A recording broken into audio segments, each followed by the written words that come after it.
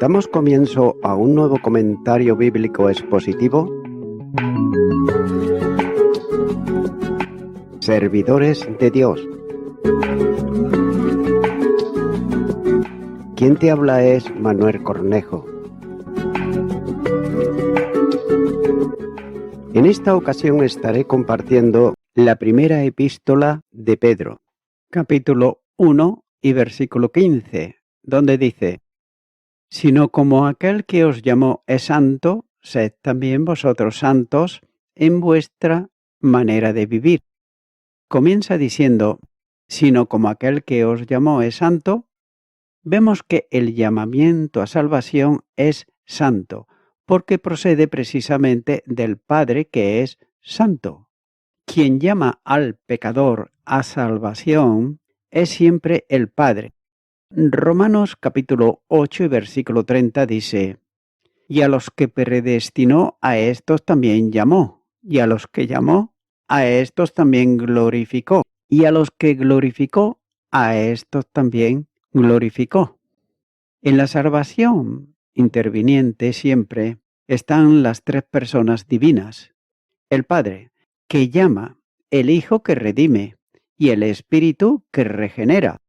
De otro modo, el Padre convoca en el tiempo a los que salva, ya que el llamamiento se hace por medio del Evangelio, a lo cual os llamó mediante nuestro Evangelio, para alcanzar la gloria de nuestro Señor Jesucristo.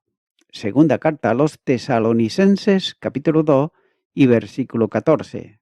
Ya que sin el llamamiento del Padre, la obra de salvación no alcanzaría a los hombres con el propósito para el que fue hecha, ya que nadie puede ir a Cristo si el Padre que lo envió no lo llamare.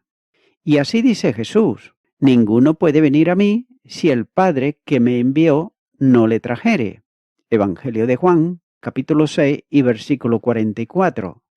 Note que el verbo que Juan usa y que se traduce como traer significa literalmente arrastrar, ya que está indicando no solo un llamamiento, sino una acción impulsiva comprendida en él. Ese llamamiento del Padre es la manifestación de la gracia que implica también en él la obra del Espíritu. Por tanto, comprende la iluminación espiritual del pecador enteblenecido, porque es imposible que los que una vez fueron iluminados y gustaron del don celestial y fueron hechos partícipes del Espíritu Santo. Hebreos capítulo 6 versículo 4. La convicción de pecado que nos señala en el Evangelio de Juan capítulo 17 y los versículos 7 y 11 dice: «Ahora han conocido que todas las cosas que me has dado proceden de ti, porque las palabras que me dites les he dado, y ellos las recibieron y han conocido verdaderamente que salí de ti, y han creído que tú me enviates. Yo ruego por ellos, no ruego por el mundo, sino por los que me dites, porque tuyos son, y todo lo mío es tuyo, y lo tuyo mío, y he sido glorificado en ellos. Y ya no estoy en el mundo, mas estos están en el mundo, y yo voy a ti, Padre Santo. A los que me has dado, guárdalos en tu nombre, para que sean uno, así como nosotros». La dotación de la fe salvífica, que se convertirá en una actividad humana cuando la ejerza, depositándola en una acción de entrega en el Salvador. Efesios capítulo 2 y los versículos 8 y 9 dice: «Porque por gracia sois salvos, por medio de la fe, y esto no de vosotros, pues es don de Dios, no por obras, para que nadie se gloríe». A ese llamamiento responde el hombre por medio de la fe. Con todo, esta operación del Padre no es una coacción, sino una atracción. Aquel que envió a Cristo para salvar a los pecadores, envía luego a los pecadores para que sean salvos por Cristo. Note que este llamamiento de Dios es eficaz, siempre en aquellos que Dios ha escogido en su soberanía, como el mismo apóstol testifica cuando dice: pero cuando agradó a Dios, que me apartó desde el vientre de mi madre y me llamó por su gracia. Gálatas capítulo 1, versículo 15. Y esto no significa que el Evangelio no tenga un llamamiento universal a todos los hombres, llamándolos a salvación, ya que el llamado del Padre que atrae a los hombres a Cristo es algo cuestionado por muchos que no alcanzan a entender claramente lo que tiene que ver con la soberanía divina y con la responsabilidad humana. Es por eso que es necesario entender claramente que todo cuanto es de salvación es de Dios y todo lo que tiene que ver con condenación es de responsabilidad del hombre. Y de este modo escribe el doctor Lacueva cuando dice: ¿cómo puede conjugarse la libertad humana con esta atracción irresistible de la gracia divina? Nadie ha contestado a esto con tanta profundidad y belleza como Agustín de Hipona en su comentario a este versículo, ya que dice así, como respondiendo a un anónimo que le pregunta: ¿cómo puedo creer voluntariamente si soy arrastrado? Y él mismo responde: yo digo, no solo eres arrastrado voluntariamente, sino también voluntuosamente. Pues si el poeta le fue permitido decir: a cada uno le arrastra su placer, no la coacción sino el placer, no la obligación sino la deletración.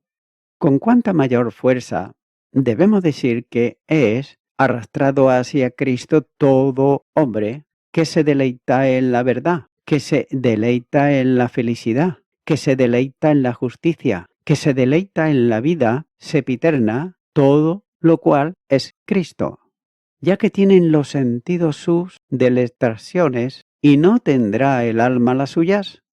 Dame a alguien con un corazón amante y entenderá lo que digo.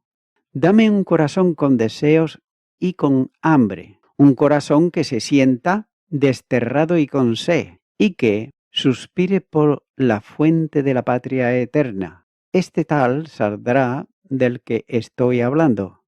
Pero si hablo a alguien que tenga un corazón frío, no comprenderá absolutamente nada de lo que digo. Así pues, es necesario entender que el Padre que llama es santo, una de las perfecciones más destacables de Él en las Escrituras, ya que la santidad de Dios es proclamada en los cielos. Isaías capítulo 6, versículo 3 dice: y el uno al otro daba voces diciendo: Santo, Santo, Santo, Jehová de los ejércitos, toda la tierra está llena de su gloria. Por consiguiente, aquellos que son hijos suyos deben ser también santos. Teniendo a Dios como ejemplo, venid vosotros a ser santos, ya que como resultado de la vocación a la que fuimos llamados, como dice Efesios capítulo 4 y versículo 1, yo pues, preso en el Señor, os ruego que andéis como es digno de la vocación con que fuisteis llamados. Los que fueron escogidos para estar sentados en lugares celestiales con Cristo deben también de recordar que lo que está en juego en la vida cristiana es el honor de Dios. Mateo capítulo 5 y versículo 16 dice: así alumbre vuestra luz delante de los hombres, para que vean vuestras buenas obras y glorifiquen a vuestro Padre que está en los cielos. Continúa diciendo este versículo: sed también vosotros santos en toda vuestra manera de vivir. Note que el alcance de la santidad comprende toda la conducta, o como traduce la Reina Valera, en toda vuestra manera de vivir, ya que la santidad se entiende a todas las esferas de la vida. Un creyente podrá estar más o menos cerca del Señor que otro, pero la norma es la misma para todos. Y así se va a estar notando en esta epístola. ya que cada uno debe de vivir en santidad en la ética familiar, como señala el capítulo 3, versículo 1 en adelante, y también en la relación con el mundo, capítulo 4, versículo 1 en adelante, y también en la iglesia, capítulo 5, versículo 1 en adelante. Continuará con el versículo 16, donde dice: porque escrito está, sed santos, porque yo soy santo. Aquí el apóstol está apelando a la escritura con la expresión habitual, escrito está.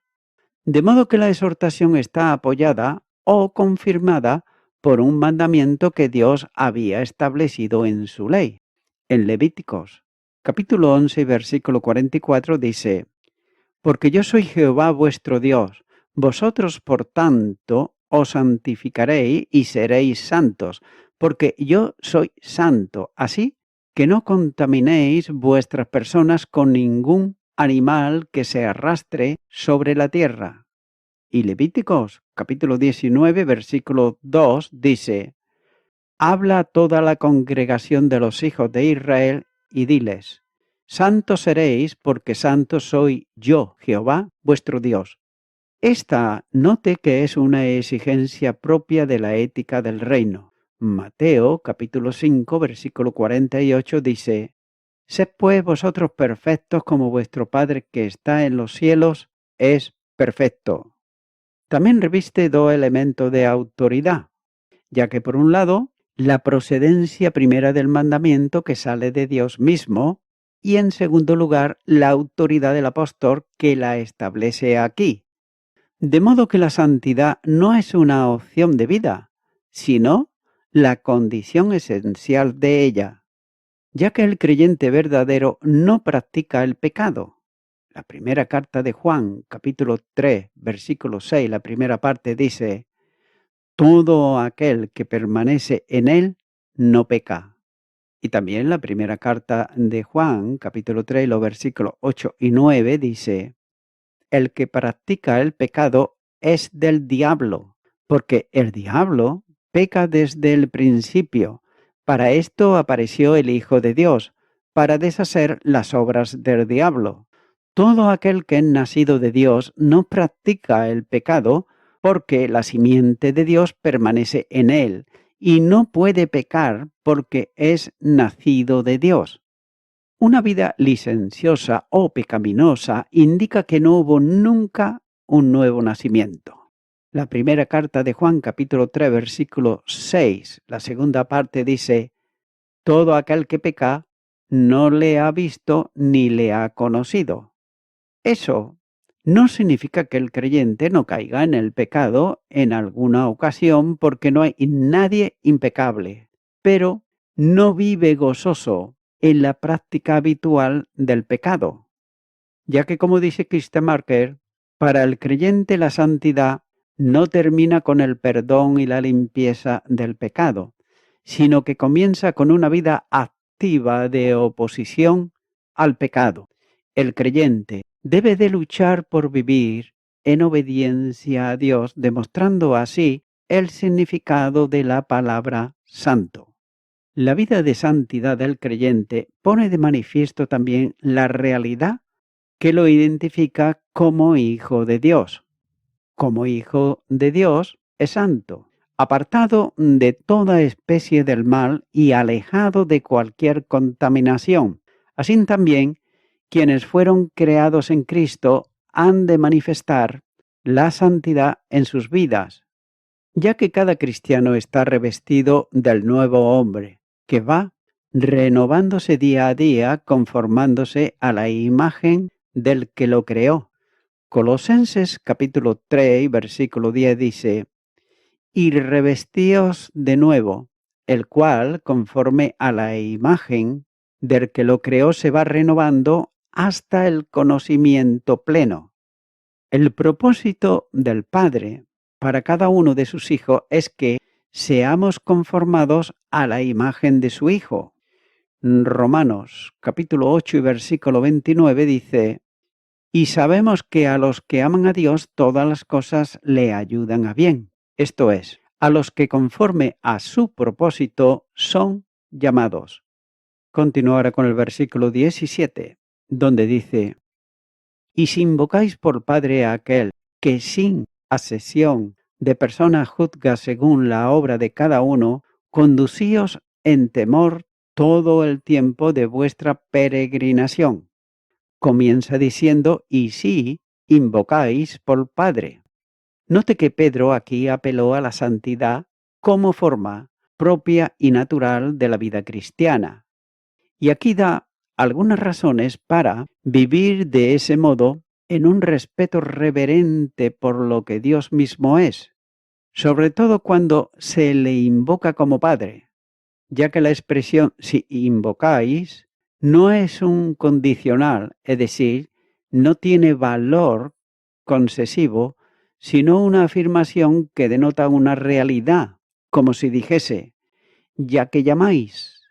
El creyente usa el nombre divino para expresar una relación personal, afirmando que Dios es su Padre. Y note que esta relación produce tranquilidad personal, confianza y seguridad. Aquel a quien nos dirigimos, con el que nos relacionamos, al que invocamos en la oración y clamamos en tiempos de angustia, no es un Dios distante y lejano, sino próximo y personal, a quien podemos llamar Padre, ya que es la relación que alcanzamos por adopción en el Hijo. El Padre y Dios de nuestro Señor Jesucristo es también nuestro Padre y Dios. Sin embargo, es necesario entender que nuestra relación con el Padre no es la misma que la de Jesús, ya que Él es el unigénito. Nosotros somos hijos adoptados en Él. Como hombre, Jesús tiene una relación con Dios a quien ama, ora, depende y sirve, pero en relación es única, puesto que Jesús es una persona divina que eternamente está vinculada al Padre en el seno de la deidad. Nosotros somos nacidos de Dios, como dice el versículo 23, mientras que la relación de Jesús no es de nacimiento, sino de engendramiento. Él es engendrado del Padre eternamente. Esa es la gran distinción entre quien nos llama hermanos y nosotros. Jesús no es igual a los hombres, sino semejante. Y note que todo esto trae un gran consuelo personal, como acabamos de notar. El Dios y Padre de nuestro Señor Jesucristo es también nuestro Dios y Padre. De ahí que el Espíritu Santo impulsa a nuestro espíritu para que sintamos esa relación y llamemos al Padre de nuestro Señor Jesucristo como Él hacía, Abad. Romanos capítulo 8, versículo 15. Sigue diciendo este versículo: a aquel que sin asesión de persona juzga según la obra de cada uno. El Padre del creyente es también un juez imparcial, ya que juzga sin asesión de persona, o si se prefiere mejor, juzga imparcialmente. Por eso debemos de tener en cuenta que seremos llamados a responder. La segunda carta a los Corintios, capítulo 5 y versículo 10 dice: porque es necesario que todos nosotros comparezcamos ante el tribunal de Cristo, para que cada uno reciba según lo que haya hecho mientras estaba en el cuerpo, sea bueno o sea malo. La imparcialidad divina exige que no haga asesión de persona, ya que establece una misma demanda y una misma responsabilidad para cada creyente. Por tanto, ese juicio equitativo se basa en hechos que él conoce y que Pedro llama aquí la obra de cada uno.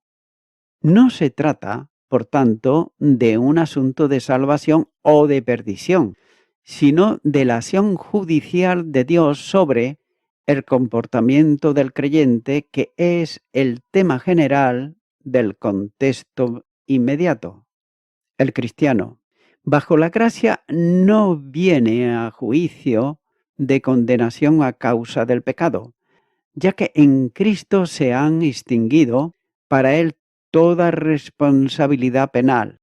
El Evangelio de Juan, capítulo 3, versículo 18 dice: el que en él cree no es condenado, pero el que no cree ya ha sido condenado porque no ha creído en el nombre del unigénito Hijo de Dios.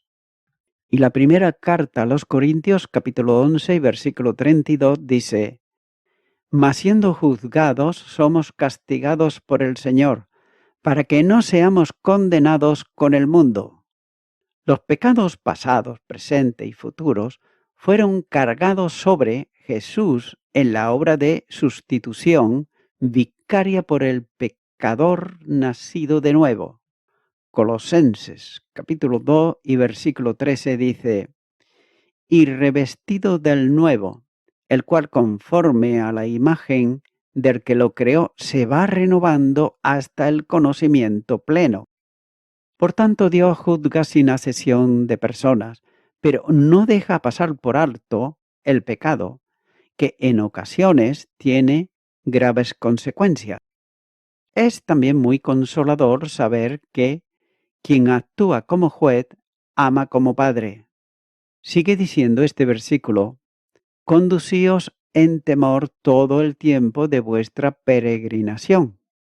Las consecuencias de estas verdades debiera producir una vida de respeto reverente, traducido como temor en muchas ocasiones. Nada tiene que ver con miedo, sino con respeto que se basa también en el amor, puesto que Él nos amó enviando a su Hijo, quien murió por nosotros para hacernos suyos, como enseña más adelante. Pero nótese que el temor reverente alcanza plenamente a todo el tiempo de nuestra peregrinación, generando una forma de vida aquí, conducíos, o si se prefiere, comportaos. El temor reverente que conforma la existencia no se extingue, sino que permanece actuando en cada instante de la vida y todo el tiempo medible de ella, que aquí vincula con vuestra peregrinación. Y va a enseñar que el cristiano es extranjero y peregrino, a lo que aludió en el primer versículo llamando expatriados, gente en tránsito que no son del lugar, sino de otra patria, pasando como extranjeros. El cristiano es como un peregrino que pasa por el mundo, pero no es del mundo. El Evangelio de Juan, capítulo 17, versículo 16, dice: no son del mundo, como tampoco yo soy del mundo. El peregrino manifiesta esa condición celestial. Colosenses capítulo 3 y los versículos 1 al 3 dice: si pues habéis resucitado con Cristo, buscad las cosas de arriba, donde está Cristo sentado a la diestra de Dios. Poned la mira en las cosas de arriba, no en la de la tierra, porque habéis muerto y vuestra vida está escondida con Cristo en Dios. Este llamamiento al temor reverente delante de Dios conduce a un estilo de vida. Limpiémonos de toda contaminación de carne y de espíritu, perfeccionando la santidad en el temor de Dios. Segunda carta a los Corintios, capítulo 7 y versículo 1. El modo de vida no puede ser otro que aquel que se expresa en el temor reverente. La santidad de vida es una exigencia para todo aquel que diga que Dios es su Padre, ya que el cristiano se caracteriza por su respeto reverente al Señor. Y voy concluyendo con esto. Debido a que los cristianos somos hijos de Dios, somos apartados como santos y por lo tanto debemos de actuar en santidad, lo que significa sobre todo temer a Dios, confiar en Dios, amar a Dios, servir a Dios, obedecer a Dios y buscar solo a Dios en busca de ayuda. Como resultado, somos extranjeros y peregrinos en este mundo. Amigo y amiga oyente, no toda persona que dice soy cristiano es hijo o hija de Dios. El Evangelio de Juan es bien claro cuando dice en el capítulo 1 y versículo 12: mas a todos los que le recibieron, a los que creen en su nombre, le dio la potestad de ser hechos hijo o hija de Dios. Naturalmente, que un niñito de meses o de 2 o 3 años no conoce todavía el Evangelio para ser bautizado ni nada por el estilo, y se le llama hijo de Dios. Pero es muy diferente de ser criatura de Dios, porque Él no ha creado, y de ahí la palabra criatura, a ser hijo de Dios. Por tanto, mi amigo, mi amiga oyente, si aún tú no crees en Jesucristo, y por ello te piensas que, aunque no creas en Él, que eres hijo de Dios, estás en un error. Porque para ser hijo de Dios, como dice su palabra, primeramente tienes que creer en Él. Pero creer no solamente en decir, bueno, existe y ya está. No.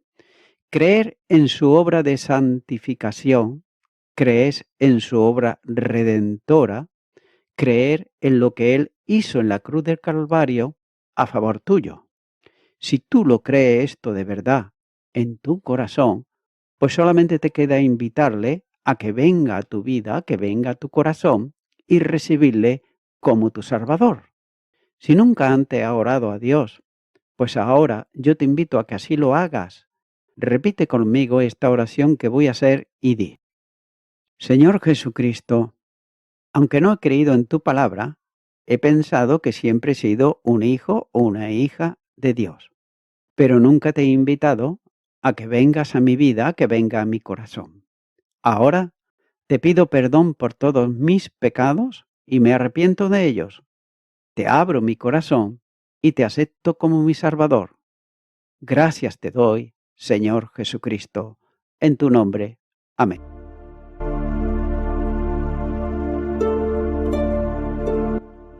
Amigo y amiga oyente, si tú has hecho esta oración de corazón, te recomiendo que comiences a orar a Dios, en primer lugar, en el nombre del Señor Jesucristo. Orar a Dios no es rezar, sino que es hablar con una persona. También te recomiendo que leas la palabra de Dios y lo hagas a diario. Comienza, por ejemplo, con el Nuevo Testamento. Y también, por último, te recomiendo que para que puedas crecer espiritualmente, te congregues en una iglesia cristiano-evangélica, donde se predique, se enseñe y se practique la sana doctrina y la palabra de Dios. Congrégate ahí y con el tiempo podrás crecer espiritualmente y también servir al Señor Jesucristo. Que Dios te bendiga. Y a toda la audiencia, nuevamente ya me estoy despidiendo de todos ustedes y será hasta el próximo programa. Que Dios os bendiga a todos.